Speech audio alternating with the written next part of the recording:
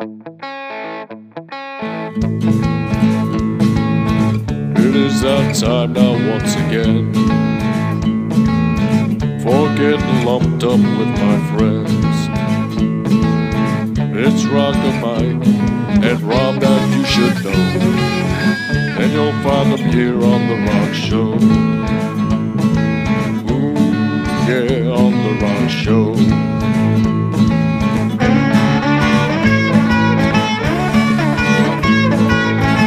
Mike, how you doing today? Good. How are you, man? Pretty good, pretty good. So we start on another, we got another sad note, man. Another famous musician just passed away, Charlie Watts, this week.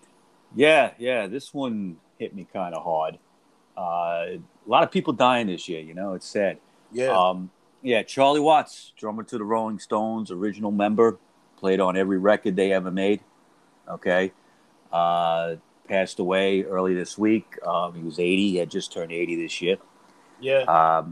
And it came on the heels of them announcing that they were going to go forward with the No Filter tour going into this year. I think that had gotten delayed because of COVID. It had started and stopped. They had to stop the tour. And Charlie had to get what they said was a procedure. They didn't say what it was. And he was supposed to recover and, join the band maybe in about a year. And they had Charlie's drum tech, basically. The guy's name is Steve Jordan, I believe. And he had complete blessings by Charlie to take his spot. I mean, if anybody else could, I guess it would be him. And, Charlie just died. They hospital, whatever this procedure was, he didn't recover. Yeah, maybe it was cancer. I don't know, but it's very sad because I don't think anybody expected it. It just was a matter of recovering and then he'd be back in the band. But 80 years old, anytime you get any kind of procedure, I guess there's a danger. That's pretty crazy, yeah, because his last gig with the Rolling Stone was August 30, 2019 at a Hard Rock Stadium in Miami, Florida. Yeah, his last show. Yeah, and he never missed a show from 1963 to then.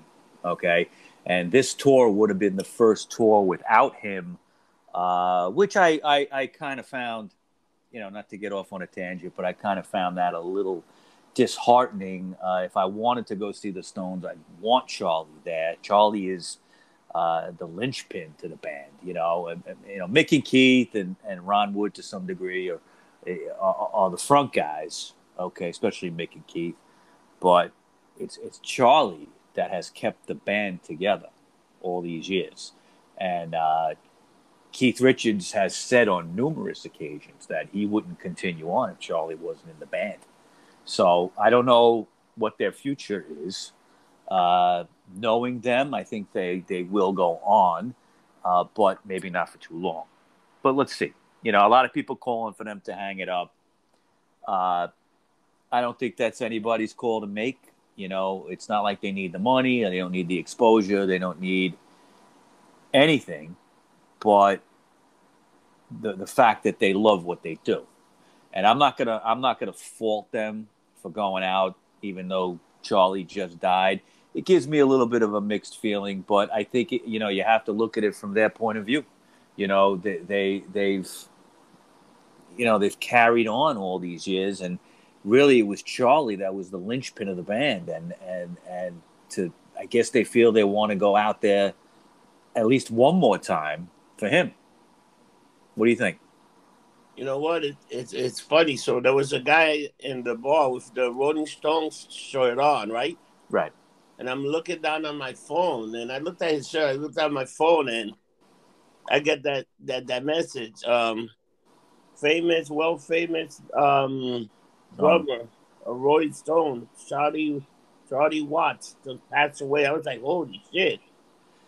And I think you texted me about 5 minutes later, and I was shocked. I had to make sure that it was like, sometimes you see it and it's a mistake or whatever the hell. They have hoaxes. and I just wanted to look because you know what's funny? He was 80 years old, and these guys are still rocking. It really didn't look like, you know, for guys that look that bad, that was still going and moving and playing, which is impressive. You know, Charlie was a very interesting guy. I'll get into a little bit of his early history in a minute, but he was a jazz, a blues jazz guy. Oh no, he was a blues and especially jazz. Yeah, he loved jazz, which I'll get into, but he was not the typical rock star. No. Okay, let me give you some examples. He married his wife Shirley in 1968, and they've been together ever since. That's longer than I'm alive. Okay, so God bless the both of them for managing to stay together for 53 years. Okay, also, you know, he shunned the spotlight. He shunned the public, you know, the craziness of being a rock star. He tried into it too much, like Jagger and Richards did. You know, he liked to be private, which is probably why they didn't even say what was wrong with him. He probably didn't want anybody to know, and that was typical Charlie. Okay, one example, he in the early 70s, I think about 1972, when they were on their Exile on Main Street tour, which was the height of their decadence. We did a show on that, remember? Yeah. You know, I mean, the amount of drugs and women and everything on that tour and the making of that album. They got invited in 72 to the Playboy Mansion by Hugh Hefner. And they went, the whole band went, okay? Mick Taylor was still in the band at that point. And I'm sure, you know, they partook in all the hedonism of being there, all the girls and drugs, cocaine, whatever was going on, except Charlie. You know what Charlie did? What? He hung out in the game room and shot pool. Right?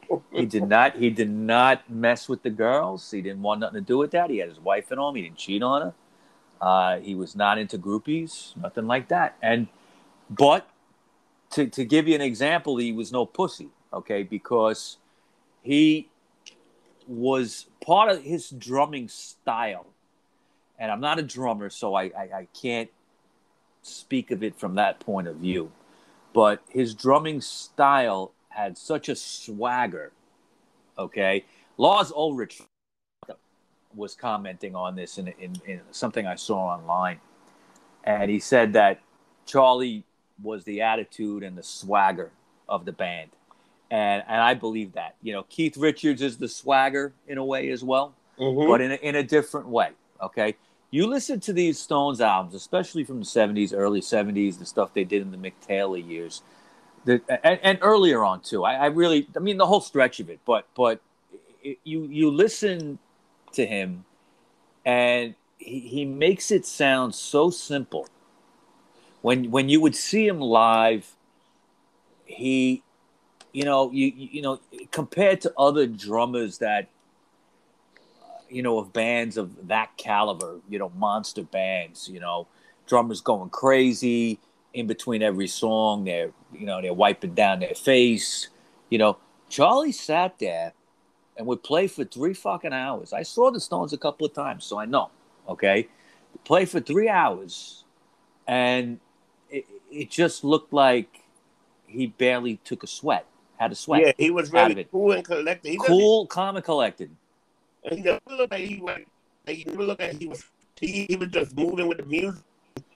He was sweating. He just looked like he looked like he was a harmony. He just playing with the band, enjoying what he's doing, and he would just go out there and kick some ass. He was great. I mean, just hard hitting, consistent beat. I think anybody who picked up drums in a rock and roll format since the Stones' inception owes something to him. Okay, Ringo Starr was a different kind of drummer. Good drummer, solid drummer, kind of underrated.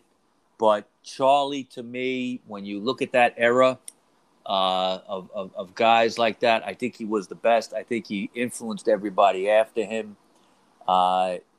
Just to keep the you know, it's hard to write a song if anybody's ever tried it, okay?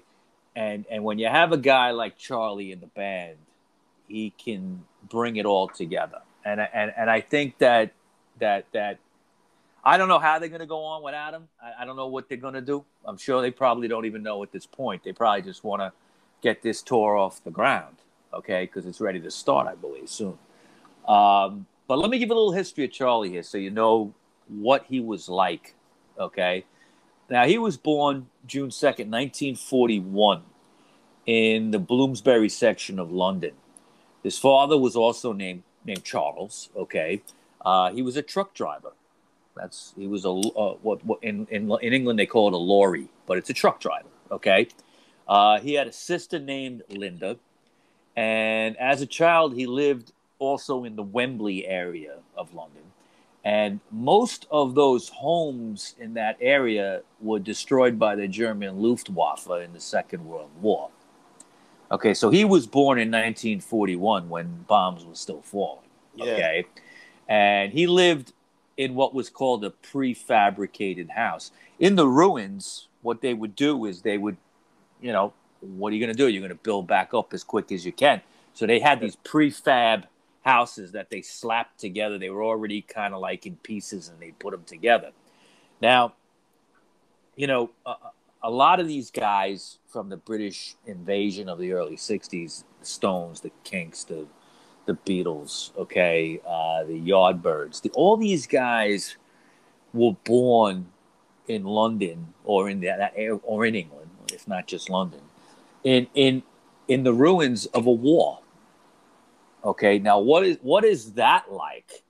Okay, to have your childhood, okay, walking around, in ruins, and you don't have much money, okay, and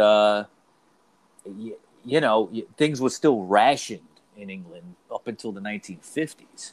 So food was rationed and all that kind of stuff, even after the war. So it's an interesting thing. Now, as a child, he discovered 78 RPM records, which was the precursor to the 33 and the third. The 78 RPM went obviously 78 revolutions per minute, and you might get two or four, two songs on each side, probably at the most, usually one, but it was like the size of an album. It wasn't a 45, okay? Now, he started as a young kid collecting jazz and blues records. For some reason, this was something he got into, which was very unique for a kid where he was from and his age. Now, as a kid, he moved to the Kingsbury area for a while, where he displayed a talent for art, music, cricket, and football were the two sports he likes, and that would be British football, okay? He also got interested in drumming, and his parents gave him his first drum kit in 1955 when he was 14 years old. He would practice along with his jazz records. The records that he collected is what taught him how to play. Okay, he didn't have money for lessons. He might have taken lessons, years later or something, but he right off the bat did not have the cash for that and just played along with his jazz records. He attended what was called the Harrow Art School and completed his term there in 1960. Now, after art school, he got into graphic design. Did you know he was a graphic design artist? Yeah, I saw that. Yeah, I knew. Yeah. He and one of the things I'll mention quick is when he did join the Stones, I believe he designed and had input into some of the artwork on their early records, things like that. I mean, a lot of their early albums kind of have just the pictures of them on it, but I think there might have been little pieces of artwork and things that he was involved with designing.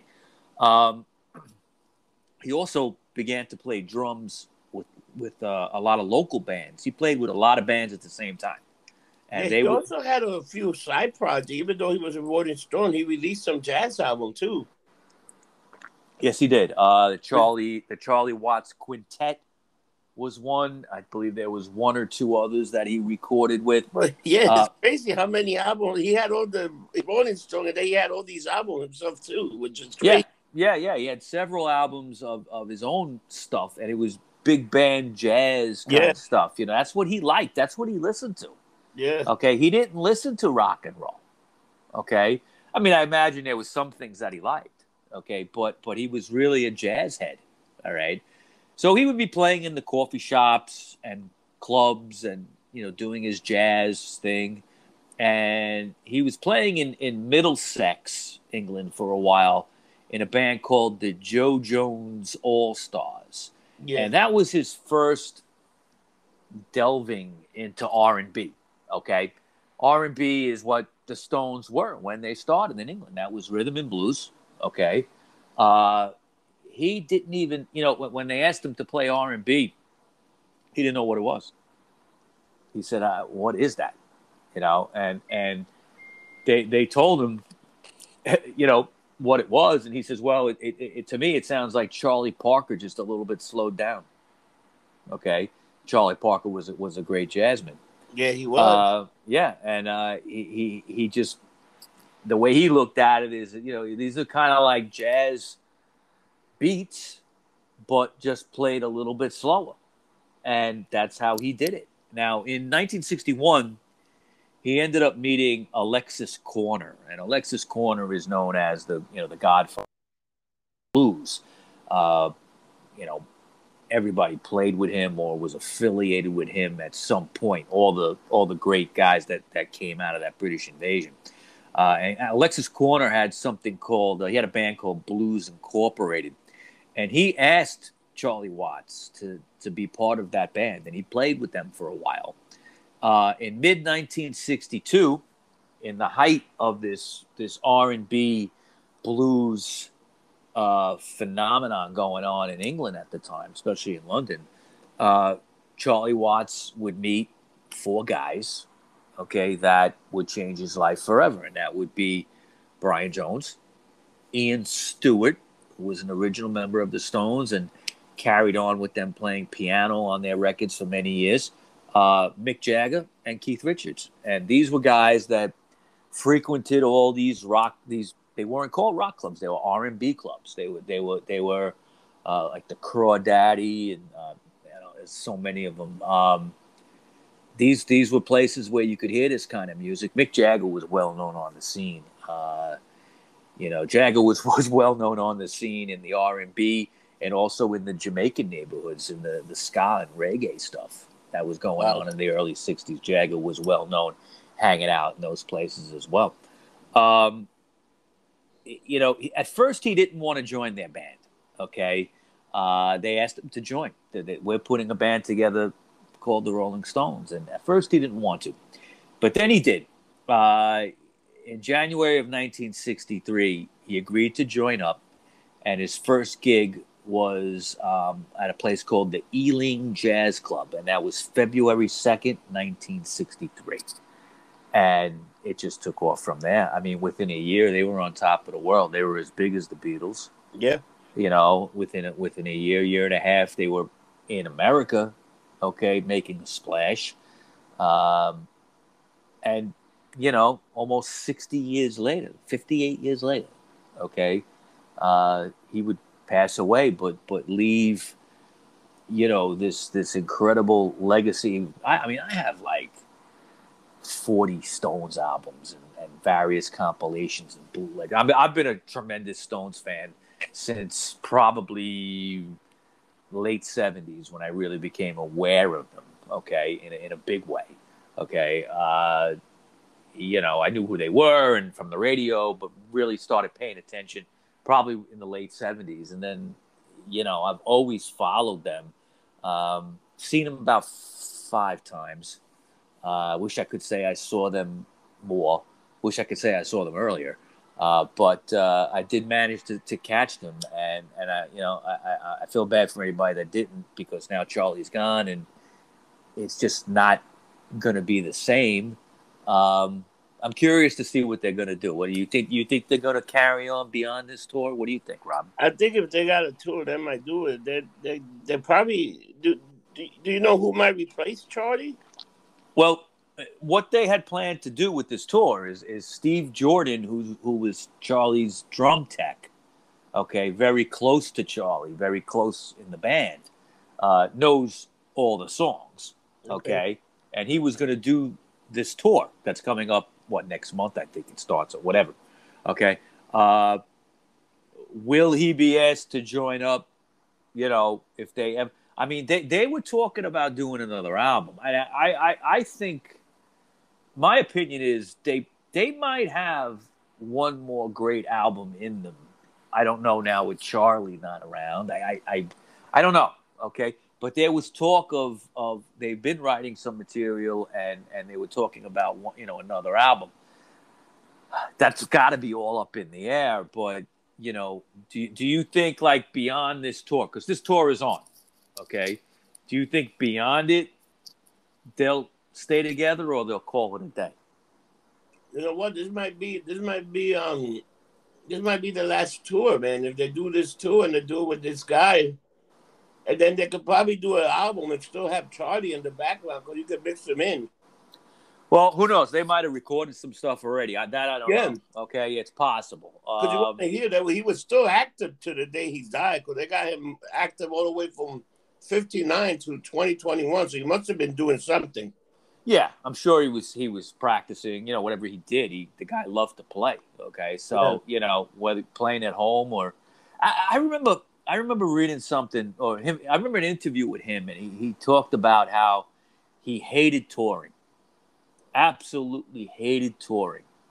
He hated to be away from home. He hated to be away from his wife. He hated the rigors of the road, going place to place. But he loved playing. And he really didn't get to play much at home, at least at the time of this interview, which was probably, maybe 30 years ago. I saw this interview. And he, was like, I'm kind of in a catch-22, like, I love to play, but I hate to be on the road. He goes, and that was my life. That was my life. So, he had a tremendous life, influenced thousands of people, millions of fans, played on every Stones album, was involved with them up until this week with every little thing. Okay, the linchpin of the band.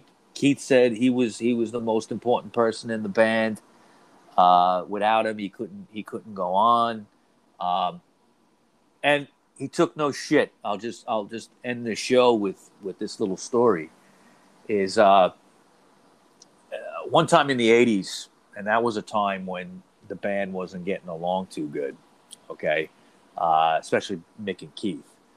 In the 80s, there was a lot of problems back and forth, and it seemed like the band may not even last. But they were putting out albums in the 80s and touring in the beginning of the decade and the end of the decade. But there was a story where they were in a hotel, and I'm not sure if it was they were on tour or they were just all happened to be in a hotel. And Mick Jagger, they were all supposed to meet, and Mick Jagger called Charlie up in his room, and it was like late at night, and he said to him, Jagger was drunk, he was lumped up, and he said, "Where's my drummer? Where's my drummer?" And Charlie just hung up, got dressed, and Charlie put on a suit. Yeah. Okay, he was always dapper, right? I mean, you never saw him. I mean, you might see him in a collared pullover shirt at the most, but the guy always wore a jacket, for things.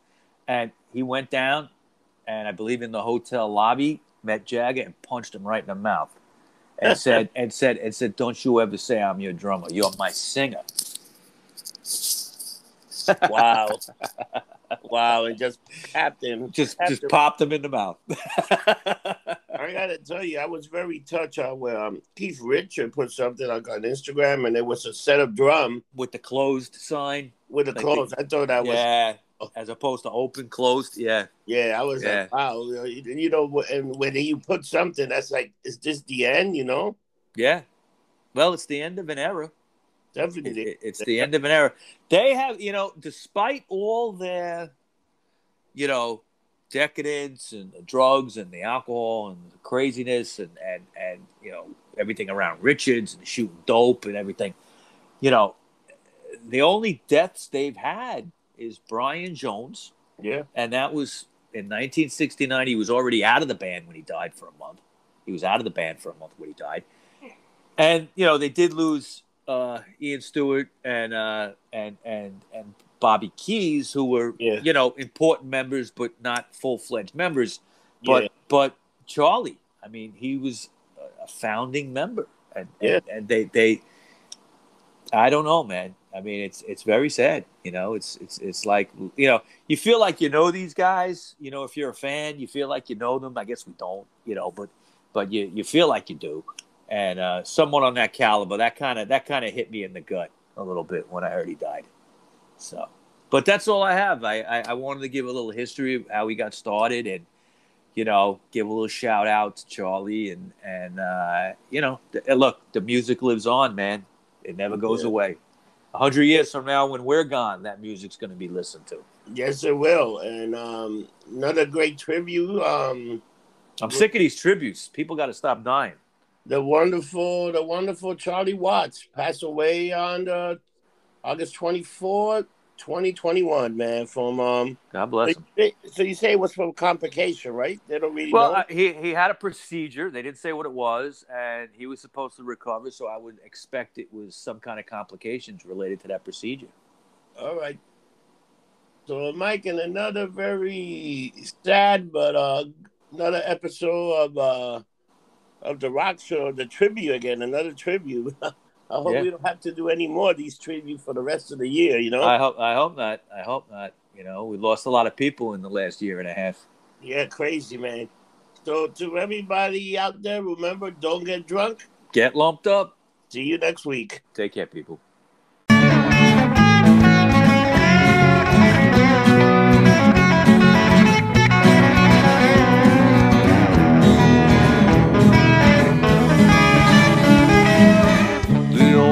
Podcast you will hear that will be music to your ears. You'll learn about bands you love or may not know, and it's only here on the Rock Show. Ooh, yeah, on the Rock Show. Ooh, yeah, on the Rock Show. So tell your friends, everyone you know. Let's get lumped up on the Rock Show.